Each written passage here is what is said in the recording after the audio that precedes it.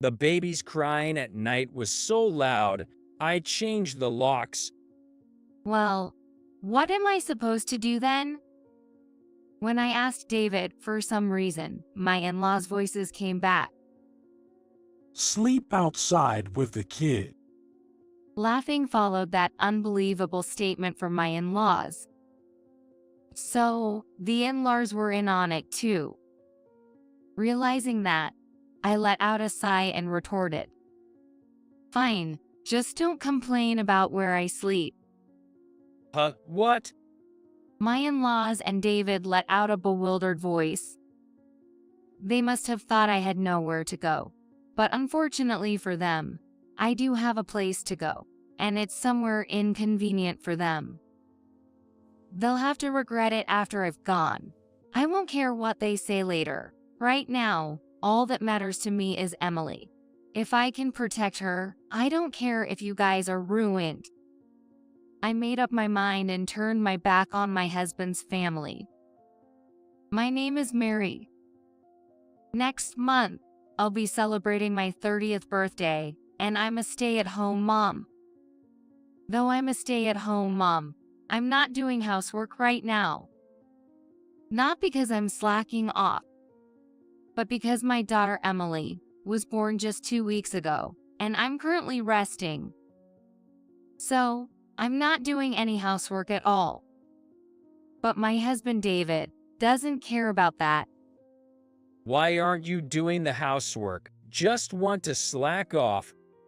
My Phil Robert, who was supposed to have attended the birth of my mill, seems to have no idea. People usually start doing housework the day after. It's really appalling that he can say that with such confidence. Doesn't anyone understand me? Things aren't going well with my husband, and I'm distant from my in-laws. I have no parents anymore, and no relatives to rely on. But even if I'm alone, I absolutely have to protect Emily. Thinking this, I've been able to keep going. Maybe getting married was a mistake. I've been thinking that a lot lately. But before we married, David and my in-laws were kind to me. Especially my in-laws, who even offered to pay for the wedding. Are you sure we can accept the wedding expenses from you? It's our only son's wedding. We'd be laughed at by the relatives if we skimmed. My mill, Susan, laughed as she said that.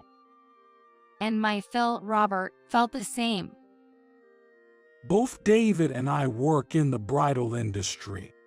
Many of our company's associates will be there, and we can afford a shabby wedding. David and Robert work for the same bridal company. It's quite well known locally. Moreover, they have a wide range of businesses. Their main business is running a wedding venue, but it seems they also handle restaurants for receptions.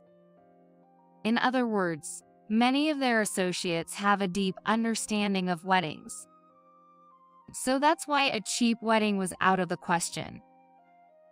I understood why my in-laws offered to cover the costs. Thanks to their help, David and I had a quite lavish wedding. But the good times ended with the wedding. Once I started living with my husband's family, my in-laws began to make demands. Hey, Mary, still not pregnant? Oh, well. I gave a vague response. Then, Susan dramatically sighed. Huh, you're useless. Useless? I asked back, surprised. But Susan quickly looked away. It's nothing. She obviously dodged a question. Is this bullying? The thought crossed my mind for a moment, but I felt indebted for the wedding expenses they covered. In the end, I couldn't confront Susan about it. On the other hand, Robert treated me like a housemaid. Hey, there's no snacks. Sorry. I'll prepare them now. You should have done this before I got back. Pretty bad for a wife. Robert started grumbling. I was shocked. What does he mean by for a wife? Am I supposed to take care of him too? I married David to be his wife. I'm willing to do anything for him. Of course, I intend to do my best for my in-laws as well. But being ordered around feels a bit off. Is this what they really think of me? I was bewildered by the sudden change in my in-laws' attitudes. However, I didn't have the courage to oppose them. I thought I'd be kicked out if I did. I quit my job when I got married. I don't have much savings left.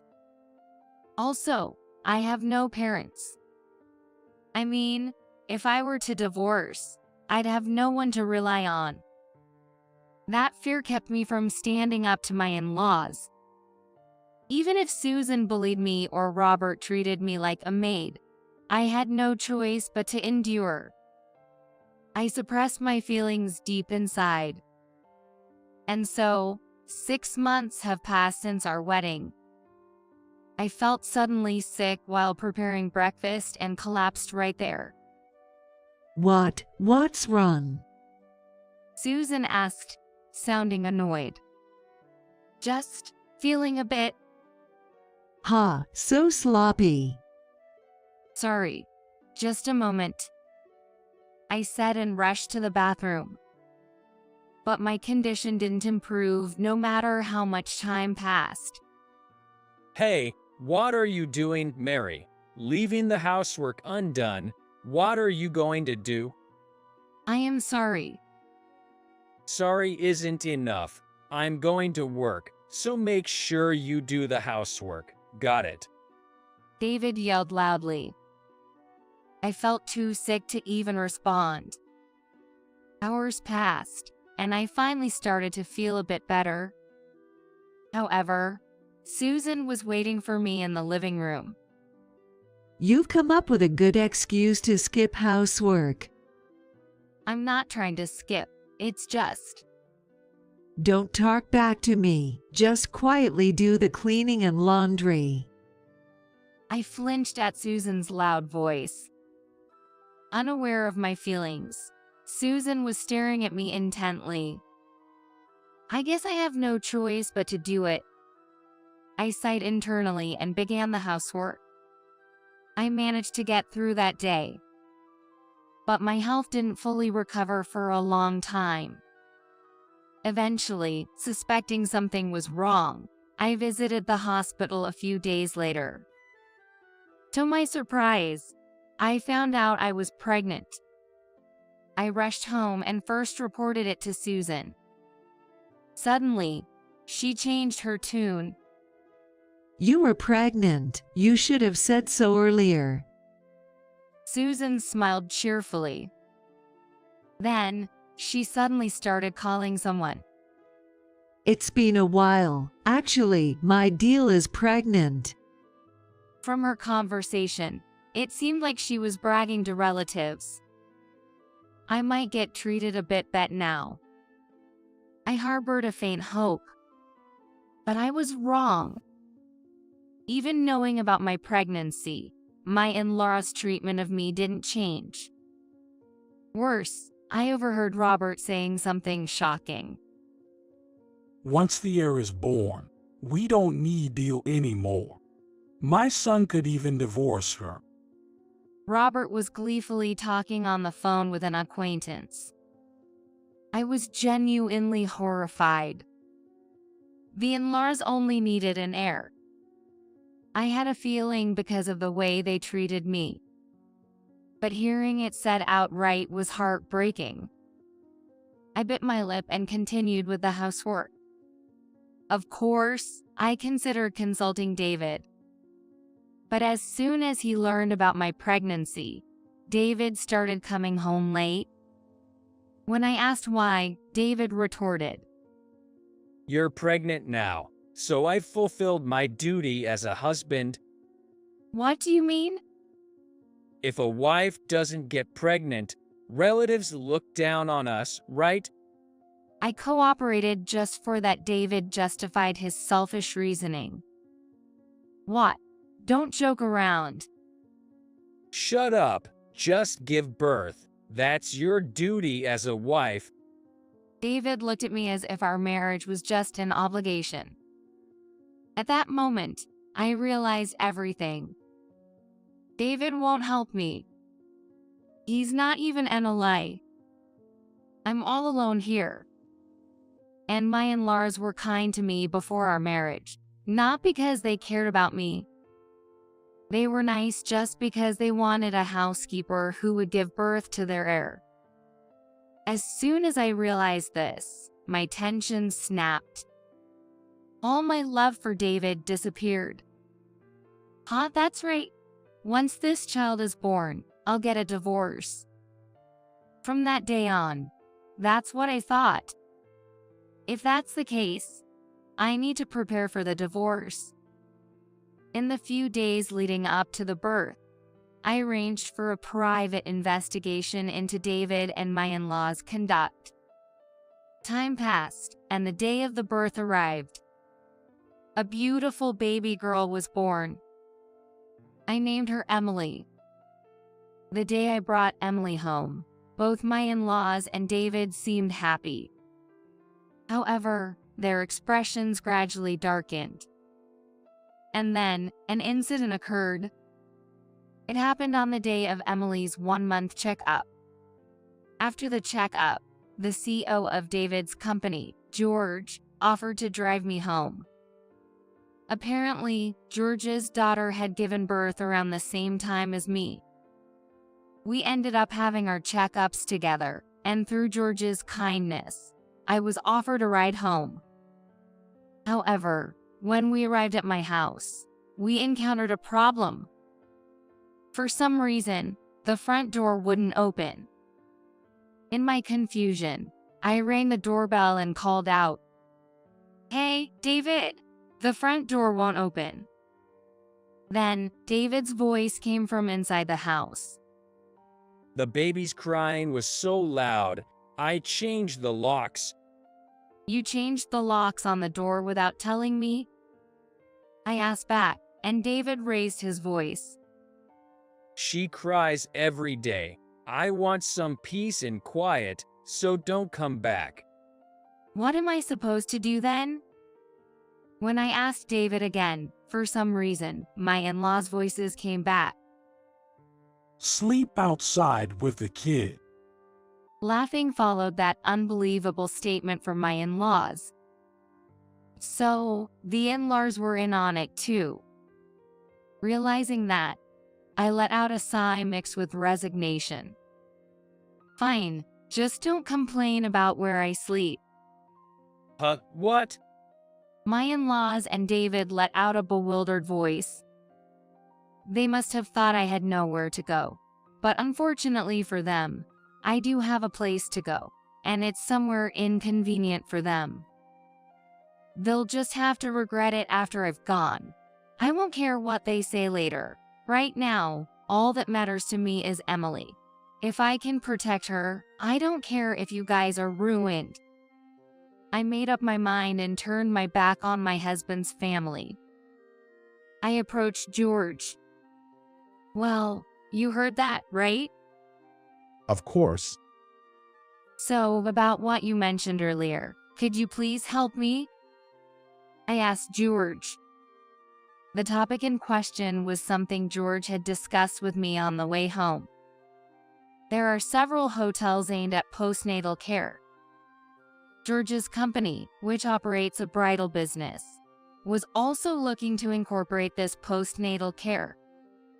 We want to engage with our customers over the long term, from marriage to childbirth and parenting. That's what George had said. And it was then that he had offered me to be a monitor for that plan. George nodded in response to my question. I'll guide you there right away. Thank you. Regardless, that behavior is unacceptable. George stared intently at my husband's family home. He was probably thinking of imposing some form of retribution on the three of them. Well, as a company CEO, especially one planning to venture into kids' business, he couldn't overlook this. Considering this, I made a proposal to George. It was a plan I had been contemplating since before the birth, and George nodded emphatically upon hearing it. Let's cooperate on your proposal. Thank you. This way, I gained a strong ally. However, my body was utterly exhausted. So, that day, I was sent directly to the postnatal care hotel. Thanks to George's influence, I was able to stay at the hotel. The postnatal care plan I experienced there was excellent. The hotel had professional staff like midwives available 24 hours, 7 days. Moreover, the support was comprehensive, and the environment was designed for relaxation. There were other new moms like me, and for the first time in a long while, I could relax. I wish I could stay here forever. I found myself uttering those words. I truly rested well. And the next day, George came to see me. In front of me, he made a call to David. Soon, David answered the phone. Hello, David. Sorry to disturb you on your day off. Hello, what can I do for you? Well, I have a favor to ask. George began with that introduction and then broached the subject. I'd like you and your family to be models for a pamphlet. Could you do that? My wife, myself, and my daughter as models. See, your daughter was just born, right? Perfect for our pamphlet's model. Indeed, for a bridal-related pamphlet, it could be considered an ideal assignment. But David had just kicked me out. There's no way he could accept under these circumstances. I smirked to myself. If David refused George's direct request, it would undoubtedly affect his career. That was my plan, to inflict damage on David. However, David accepted the offer without hesitation. Sure, we'll do it. Leave it to us. I panicked. This won't harm David at all. My plan has failed. That's when I saw George smirk. Then he said to David, Then, come to the studio right away. How about in an hour? An hour? Yes, we'll have the staff ready. David began to panic and interrupt as George was speaking. Wait a minute, please. Today is just not possible. Why not? Well, I need to discuss it with my wife. David started to stutter out excuses. It seemed he thought he had enough time to persuade me if given the chance. That's what you get for answering without thinking. Serves you right. I couldn't stop grinning. Then, go talk to her right now. Your daughter has just been born. She must be around, right? George pressed further. David fell completely silent. Eventually, David said he would discuss it and hung up the phone. Needless to say, he tried to call me relentlessly afterward. Of course, I ignored all of it. My phone rang non-stop for about 30 minutes. But finally, it seemed he gave up, and my phone went quiet. Immediately after, George's phone rang.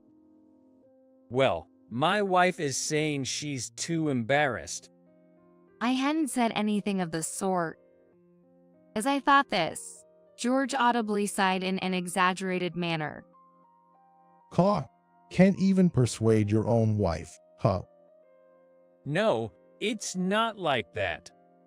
I'm disappointed in you. As George said this, David began to apologize loudly enough for me to hear. I'm very sorry. I'll definitely persuade her. His voice of apology sounded as if David was prostrating right in front of me. After making David apologize for a while, George ended the call. Then, he called Robert. Hello, Robert, is it? Hello, George. What can I do for you? I have a gift for you. Would you accept it? As he said this, George looked at me. I nodded with a smile, and then George spoke up. You know that our company runs a restaurant for wedding receptions, right? Of course. I'm thinking of lending it to you. Lending it. Robert must have been puzzled. This was also part of my plan. First, George himself would offer to lend the spacious reception restaurant to Robert. Then, he suggested hosting a debut party for the grandchild there. Once the 1-month checkup is over, it's time for the baby to start going out for walks. That's the timing for the debut party. In a normal family, they might jump at such an opportunity. But my current family situation was different. Robert had just kicked me out, and there was no way I would accept an invitation from him. So, Robert started making excuses in a panic. No, our family is. Well, What? Are you refusing my gift? no, not at all. It's just, I have to consider my daughter-in-law's health. Robert began to say things he didn't mean. I was irked. But then, George chimed in. Was there a problem at the 1-month checkup? No, it's not that. Then, have the debut party.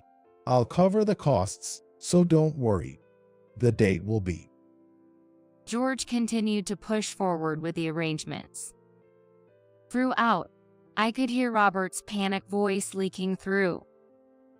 He's panicking. What's he going to do, I wonder? I was struggling to contain my laughter. Finally, George finished speaking and unilaterally ended the call. Immediately after, my phone began to ring. It's from Robert. I smirked, holding my smartphone. Now, what should I do? I pondered. There was no need to even listen to what Robert wanted. So, ignoring him was an option. But ignoring him wouldn't be fun. And my feelings would remain unsettled. So, I decided to answer the call. Hello, is that Mary? His voice was louder than usual. Was he that panicked? Regardless, I responded with a sullen voice. Hello, Robert. Thank goodness. Mary, please listen to me. No, I can't. I flatly refused. For a moment, Robert seemed stunned, but he quickly regained his composure and started pleading with me. Don't say that. It's a once-in-a-lifetime request, please. At this point, I felt as though I had already won. But, containing my laughter, I prompted him to continue. What is it? There's something I need to ask. He relayed to me what George had discussed. But it all sounded too convenient. He didn't say it was George's directive, nor did he mention that the date was already set. He just kept repeating that he wanted to have the debut party and that he would reserve the place. So, I coldly replied, I refuse.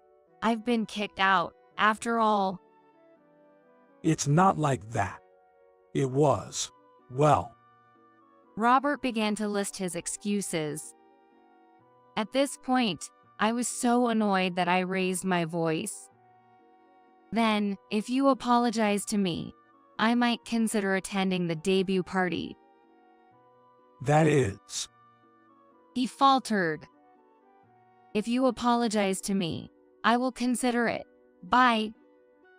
With that, I hung up the phone. He surely won't apologize to me, no matter what. I was utterly confident in that assumption. Contrary to my expectations, I received Robert's apology on my smartphone. This caused a shift in my strategy. I intended to make the debut party fail, and he was going to apologize to George. I needed to think of another method. While I was making a troubled face, George beside me offered some advice. How about this for the debut party? I listened intently to his suggestion. It was a truly interesting idea. Moreover, it could give David and my in-laws a taste of their own medicine. Let's do that.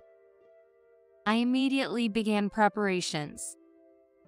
Days passed, and the day of the debut party arranged by George arrived. Of course, I hadn't returned to my husband's family home at all.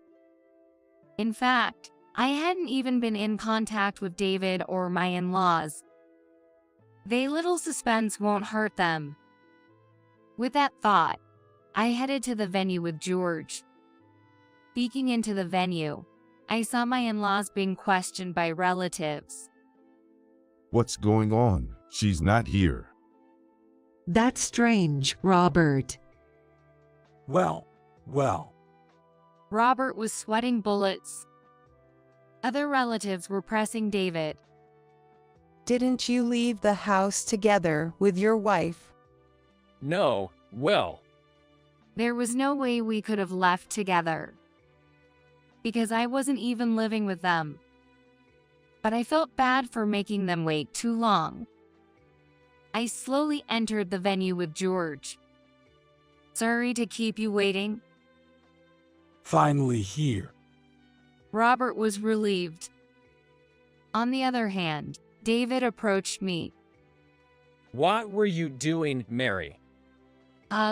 Preparing for the debut party. What else? Preparation. But where's Emily? David frantically looked around, as if he cared after neglecting us all this time. With a sigh, I replied, Emily is being looked after by her babysitter. Then, the debut party. I prepared a slideshow. That should be fine.